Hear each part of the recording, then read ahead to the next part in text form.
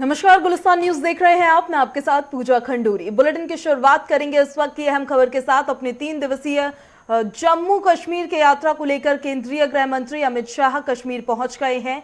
अपने कश्मीर दौरे में अमित शाह सबसे पहले बीते दिनों आतंकी हमले में शहीद हुए पुलिसकर्मी परवेज डार के घर पहुंचे। यहां अमित शाह ने शहीद के परिजनों से मुलाकात की और शाह ने परिजनों से कहा कि पूरा देश आपके साथ है। आपको बता दें कि धारा 370 हटने के बाद ये पहला मौका है जब अमित शाह जम्मू कश्मीर के दौरे पर हैं। अमित शाह के दौरे से पहले सुरक्षा के पूरे इंतजाम किए गए। पूरे कश्मीर की सुरक्षा दरअसल बढ़ा दी गई। सुरक्षा एजेंसियों के शीर्ष अधिकारियों ने सुरक्षा को लेकर एक हाई लेवल बैठक भी की है। अमित शाह का कश्मीर दौरा ऐसे समय में हो रहा है जब पूरा कश्मीर आतंकियों के हमले से बेहाल है। कई आम नागरिक आतंकियों के निशाने पर आकर अपनी जान भी गंवा चुके हैं। ये 2 तस्वीरें आपको दिखा रहे हैं। जम्मू कश्मीर पहुंचे गृह मंत्री अमित शाह। जम्मू कश्मीर जब वो पहुंचे वहां की ये तस्वीरें आपको दिखा रहे हैं। अपने 3 दिवसीय दौरे पर जम्मू कश्मीर पहुंच चुके हैं केंद्रीय गृह मंत्री अमित शाह। साथ ही शहीद परवेज अहमद के परिजनों से मुलाकात की गृह मंत्री ने।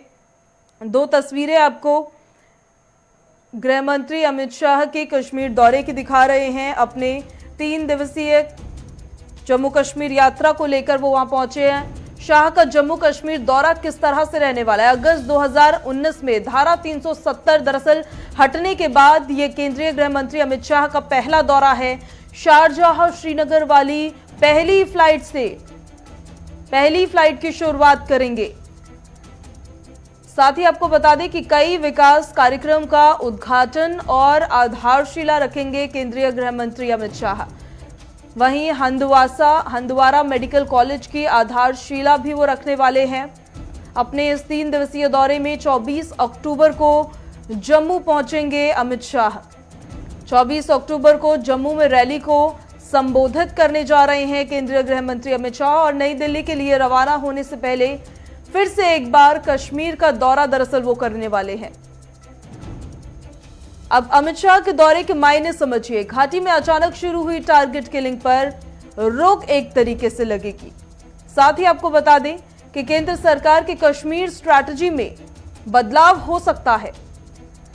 जम्मू कश्मीर में जिस तरह से लगातार आतंकी टारगेट किलिंग कर रहे हैं उसको लेकर भी काफी अहम माना जा रहा है ये दौरा। सरकार कश्मीर में चुनाव कराने की भी अब तैयारी में है, तो केंद्रीय गृह मंत्री अमित शाह के दौरे के ये भी मायने निकाले जा रहे हैं। वहीं पाकिस्तान के खिलाफ बड़े ऑपरेशन को लेकर भी विचार किया जा सकता है क्योंकि आतंकियों के साथ मुठभेड़ लगातार जारी है और पुंछ के मेंढर सेक्टर में जिस तरह से जंगलों में मुठभेड़ लगातार जारी है उसको लेकर भी एक तरीके से काफी अहम इस दौरे को माना जा रहा है। इस खबर पर ज्यादा जानकारी के साथ हमारे संवाददाता जल्द ही हमसे जुड़ेंगे, लेकिन उससे पहले आप तस्वीरें देखिए। जम्मू कश्मीर पहुंच चुके हैं गृह मंत्री अमित शाह। वहां की ये तस्वीरें आपको दिखा रहे हैं। शहीद परवेज अहमद के परिजनों से भी उन्होंने मुलाकात की है। ये 3 दिवसीय दौरा गृह मंत्री अमित शाह का रहने वाला है जिसके कई मायने निकाले जा रहे हैं। जम्मू कश्मीर में विधानसभा चुनाव भी कराने हैं, उसको लेकर भी ये दौरा काफी अहम माना जा रहा है। साथ ही आतंकी जिस तरह से कायराना हरकत करते हुए नजर आ रहे हैं तो उन पर भी लगाम लग सकेगी। साथ ही पाकिस्तान को लेकर क्या कोई बड़ा कदम उठाया जा सकता है, ये भी एक बड़ा सवाल है। अपने 3 दिवसीय जम्मू कश्मीर यात्रा को लेकर केंद्रीय गृह मंत्री अमित शाह कश्मीर पहुंच चुके हैं और अपने कश्मीर दौरे में अमित शाह सबसे पहले बीते दिनों आतंकी हमले में शहीद हुए पुलिसकर्मी परवेज डार के घर पहुंचे। वहां की तस्वीरें भी हम आपको दिखा रहे हैं जहां उनके परिजनों से उन्होंने मुलाकात की और उनको कहा कि पूरा देश आपके साथ है। साथ ही आपको बता दें कि धारा 370 हटाने के बाद ये पहला मौका है जब अमित शाह जम्मू कश्मीर के दौरे पर आए हैं।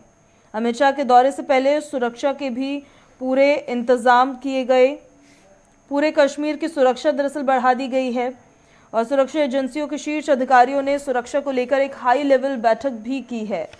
अमित शाह का कश्मीर दौरा अब ऐसे समय में हो रहा है जब पूरा कश्मीर आतंकियों के हमले से बेहाल है। कई आम नागरिक आतंकियों के निशाने पर आकर अपनी जान गंवा चुके हैं। वहां पर आतंकी इस कायराना हरकत के साथ टारगेट किलिंग जिस तरीके से कर रहे हैं, सिविलियन किलिंग वो कर रहे हैं, जो गैर स्थानीय नागरिक कश्मीर में हैं उनको वो टारगेट कर रहे हैं और उनकी हत्याएं कर रहे हैं। इस दरमियान केंद्रीय गृह मंत्री अमित शाह का जम्मू कश्मीर दौरा कई मायनों में अहम माना जा रहा है। साथ ही वहां पर चुनाव भी कराने हैं, उसको लेकर भी ये दौरा काफी अहम माना जा रहा है। और पाकिस्तान को लेकर क्या कोई बड़ा कदम उठाया जा सकता है, उसको लेकर भी तमाम सवाल जो हैं वो खड़े हो रहे हैं। खबर पर ज्यादा जानकारी के साथ संवाददाता सनम एजाज हमारे साथ सीधे जुड़ गए हैं। सनम, अभी जम्मू कश्मीर में वैसे स्थिति बताइए, उसके बाद केंद्रीय गृह मंत्री अमित शाह अब जम्मू कश्मीर पहुंच गए हैं, उससे जुड़ी जानकारी दीजिए। देखिए पूजा, स्थिति की कहें तो दो तरह की। एक तो मौसम की स्थिति जो है बहुत खराब है। मौसम पिछले 24 घंटों में यूं कहीं कल रात 8 बजे से बहुत खराब चल रहा है। लगातार बारिशें हो रही हैं, हवाएं चल रही हैं, बहुत ज्यादा नुकसान की खबरें आ रही हैं। लेकिन बड़ी स्थिति की बात करें तो वो जो है सिचुएशनल स्थिति जो यहाँ पे कश्मीर में चलता रहता है, तो उसमें ये है कि ये 15 से 20 दिन जो पिछले रहे, जिसमें सिविलियन किलिंग रही और इसमें एक खौफ डर जो है वो बहुत ज्यादा देखने को मिला। लेकिन गृह मंत्री आए हुए इस सारी सिचुएशन को मॉनिटर भी करेंगे और आज इसके जो श्रीनगर में जो अभी मीटिंग भी चल रही है उसमें इसकी पूरी जानकारी लेंगे क्या कुछ सिचुएशन है। तो फिलहाल इस वक्त यही कह सकते हैं गृह मंत्री जो जिनका आज सुबह सुबह लग रहा था कि शायद वो नहीं आ पाएंगे क्योंकि श्रीनगर के हवाई अड्डे पे तेज हवाएं चल रही थी, बारिशें जोर कर रही थी और अनुमान यही था कि शायद जहाज जो है वो लैंड ना कर सकते, इसलिए वो नहीं आएंगे। लेकिन वो 11:30 पहुंचे और 11:30 पहुंचने के बाद सीधा वो नवगाम गए, जहां उन्होंने इंस्पेक्टर परवेज के परिवार वालों के साथ बात की, उनकी हौसला अफजाई, उनकी पीठ थपथपाई और उसके बाद इस वक्त वो रिव्यू मीटिंग ले रहे श्रीनगर में। तो उसके बाद जो रिव्यू मीटिंग जो है इसमें ग्राउंड सिचुएशन असेस करेंगे और फिर यहाँ के जो यूथ कुछ पॉलिटिकल रिप्रेजेंटेटिव्स हैं उनसे भी उनकी बात होनी है, उनके साथ मीटिंग का सिलसिला है और ये आज शाम गए तक जारी रहेगा। सनम, 370 धारा जम्मू कश्मीर से हटाने के बाद ये पहला दौरा है जो केंद्रीय गृह मंत्री अमित शाह का जम्मू कश्मीर में हो रहा है। कई मायनों में इस दौरे को अहम भी माना जा रहा है। जम्मू कश्मीर में चुनाव कराने हैं उसको लेकर भी, और साथ ही क्या पाकिस्तान को लेकर कोई बड़ा कदम उठाया जा सकता है उसको लेकर भी। सनम क्या हमारी आवाज आप तक पहुंच रही है? चलिए, कुछ तकनीकी खराबी की वजह से सनम से फिर से जुड़ने की कोशिश हम करते हैं, लेकिन देखिए तस्वीरें हम आपको लगातार दिखा रहे हैं। केंद्रीय गृह मंत्री अमित शाह की धारा 370 जम्मू कश्मीर से हटाने के बाद ये पहला दौरा है केंद्रीय गृह मंत्री अमित शाह का जम्मू कश्मीर में। अपने 3 दिवसीय दौरे पर वो पहुंचे हैं, जिसको लेकर सुरक्षा के भी कड़े इंतजाम किए गए हैं। ये 2 तस्वीरें भी हम आपको दिखा रहे हैं। पहली तस्वीरें तो देखिए उनके जम्मू कश्मीर में पहुंचने की ये तस्वीरें है। दूसरी तस्वीर अभी कुछ ही दिनों पहले शहीद परवेज अहमद के परिजनों से भी मुलाकात उन्होंने की है। वही जम्मू कश्मीर के गुलमर्ग सोनमर्ग से अगली खबर है। पहलगाम में मौसम की पहली बर्फबारी हुई है। निचले इलाकों में कई जगहों पर भारी बारिश हुई। बारिश के कारण हुए भूस्खलन से जम्मू श्रीनगर नेशनल हाईवे जो है वो बंद हो गया है। हाईवे पर दोनों तरफ से ट्रैफिक बाधित हुआ है और कश्मीर में मौसम की पहली बर्फबारी पर्यटन उद्योग से जुड़े लोगों में उत्साह लेकर आई है। घाटी में प्रसिद्ध पर्यटन स्थल गुलमर्ग, सोनमर्ग और पहलगाम, साथ ही अहरबल बर्फ की सफेद चादर से ढक गए हैं। पर्यटन उद्योग से जुड़े लोगों को उम्मीद है कि बर्फबारी से यहां पर्यटकों की संख्या में इजाफा होगा। गुलमर्ग, सोनमर्ग और पहलगाम में अभी भी हल्की बर्फबारी हो रही है और यहां मौजूद पर्यटक बर्फ में खेलते हुए नजर आ रहे हैं। हालांकि बर्फबारी के बाद कश्मीर के लोगों की मुश्किलें भी बढ़ जाती है। Jammu Srinagar national highway in season में अक्सर बंद ही हो जाता है भारी बर्फबारी की वजह से, जिससे सामानों की आवाजाही पर एक तरीके से बुरा असर जो है पड़ता हुआ दिखता है। जम्मू कश्मीर में गुलमर्ग, सोनमर्ग, पहलगाम में मौसम की पहली बर्फबारी। निचले इलाकों में कई जगहों पर भारी बारिश हुई है और हाईवे पर ट्रैफिक भी बाधित हुआ है, ये भी जानकारी मिल पा रही है। साथ ही बर्फबारी पर्यटन उद्योग से जुड़े लोगों में उत्साह लेकर आई है, लेकिन घाटी के प्रसिद्ध पर्यटन स्थल गुलमर्ग, सोनमर्ग और पहलगाम अहरबल बर्फ की सफेद चादर से ढक गए हैं। पर्यटन उद्योग से जुड़े लोगों को उम्मीदें हैं कि बर्फबारी से यहां अब पर्यटकों की संख्या में इजाफा होगा। हल्की बर्फबारी अभी भी हो रही है और यहां मौजूद पर्यटक बर्फ में खेलते हुए नजर आ रहे हैं। हालांकि बर्फबारी के बाद कश्मीर के लोगों की मुश्किलें भी अब थोड़ी बढ़ गई है, क्योंकि जब भी भारी बर्फबारी होती है उसके बाद जो नेशनल हाईवे होते हैं वो अक्सर बंद हो जाते हैं। स्पेशली जम्मू कश्मीर का नेशनल हाईवे इस सीजन में अक्सर बंद ही रहता है, जिससे सामानों की आवाजाही पर एक बुरा असर जो है वो पड़ता हुआ दिखता है। तस्वीरें दिखा रहे हैं हम आपको। एक तरफ खुशी में लोग नजर आ रहे हैं बर्फबारी की वजह से, क्योंकि पर्यटन की दृष्टि से उम्मीद एक जागी है पर्यटकों की भी कि ग्राहकों की संख्या वहां बढ़ेगी। लेकिन एक तरीके से भारी बर्फबारी की वजह से जो वाहनों की आवाजाही बाधित होती है उसको लेकर जम्मू कश्मीर के लोगों के लिए भी थोड़ी मुश्किल भरी स्थिति यहां बन जाती है। ये तस्वीरें हम दिखा रहे हैं आपको जम्मू कश्मीर से। भारी बर्फबारी हुई है जिसकी वजह से ट्रैफिक भी बाधित होता हुआ नजर आया है। वहीं सरकारी तेल कंपनियों ने आज फिर पेट्रोल और डीजल की कीमतों में इजाफा कर दिया। आज पेट्रोल और डीजल के दाम में 35 पैसे की बढ़ोतरी की गई। कल भी पेट्रोल डीजल के रेट में 35 पैसे प्रति लीटर की वृद्धि की गई थी। इस बढ़ोतरी के बाद राजधानी दिल्ली में पेट्रोल अब 107.24 रुपए प्रति लीटर पहुंच गया है और दिल्ली में डीजल का दाम 95.97 रुपए प्रति लीटर पर हो गया है। बता दें कि अक्टूबर महीने में अब तक 18 बार से ज्यादा ईंधन की कीमतों में इजाफा किया गया है। महज 3 दिन को छोड़कर हर रोज पेट्रोल और डीजल के दाम बढ़े हैं। सिर्फ अक्टूबर में ही पेट्रोल 5 रुपए 15 पैसे महंगा हो गया है। वहीं डीजल भी 5 रुपए तक बढ़ गया है। कच्चे तेल की कीमतों में तेजी लगातार जारी है, लिहाजा पेट्रोल डीजल के रेट भी लगातार बढ़ रहे हैं। राजस्थान के श्रीगंगानगर में पहली बार पेट्रोल 120 रुपए के करीब पहुंच गया है और पेट्रोल डीजल के बढ़ते दामों को लेकर अब लोग भी काफी परेशान नजर आ रहे हैं। सरकारी तेल कंपनियों ने फिर से आज क्योंकि पेट्रोल और डीजल की कीमतों में इजाफा किया है।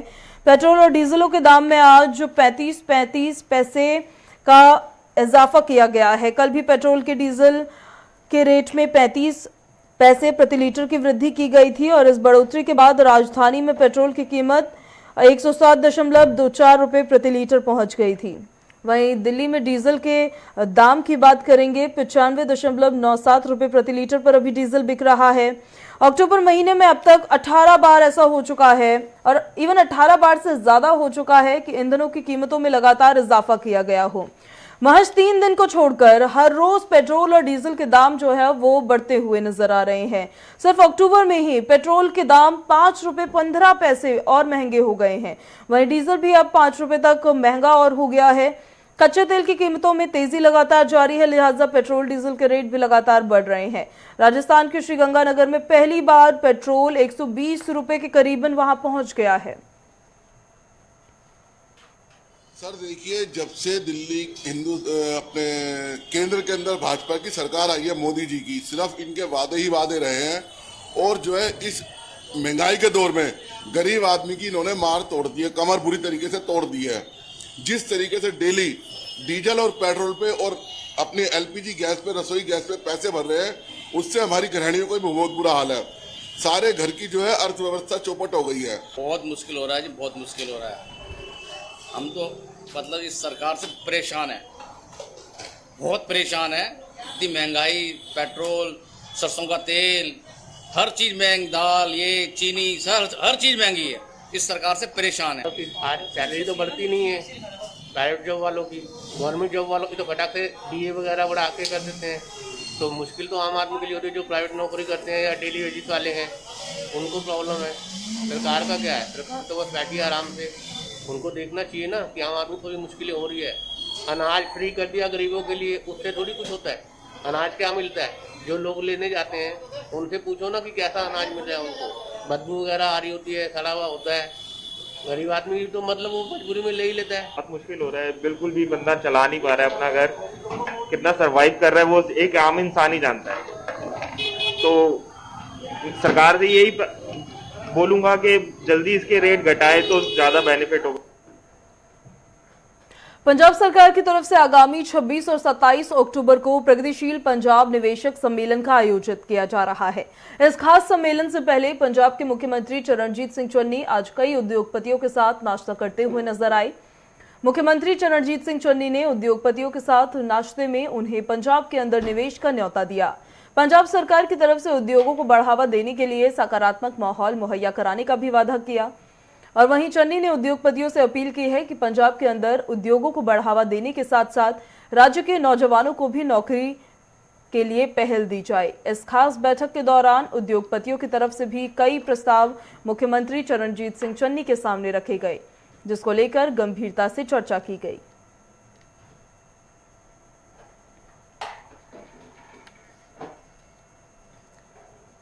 पंजाब सरकार की तरफ से आगामी 26 और 27 अक्टूबर को दरअसल प्रगतिशील पंजाब निवेशक सम्मेलन का आयोजन किया जा रहा है। और इसी खास सम्मेलन से पहले पंजाब के मुख्यमंत्री चरणजीत सिंह चन्नी ने आज कई उद्योगपतियों के साथ बैठक की है, नाश्ता करते हुए वो नजर आए हैं। मुख्यमंत्री चरणजीत सिंह चन्नी ने दरअसल उद्योगपतियों के साथ नाश्ते में उन्हें पंजाब के अंदर निवेश करने का न्योता दिया है और पंजाब सरकार की तरफ से उद्योगों को बढ़ावा देने के लिए एक सकारात्मक माहौल मुहैया कराने को लेकर भी वादा किया है। चन्नी ने उद्योगपतियों से अपील की है कि पंजाब के अंदर उद्योगों को बढ़ावा देने के साथ साथ राज्य के नौजवानों को भी वो नौकरी के लिए पहल इसमें की जाए। और इस खास बैठक के दौरान उद्योगपतियों की तरफ से भी कई प्रस्ताव जो थे मुख्यमंत्री चरणजीत सिंह चन्नी के सामने पेश किए गए, जिसको लेकर गंभीरता से चर्चा भी की गई।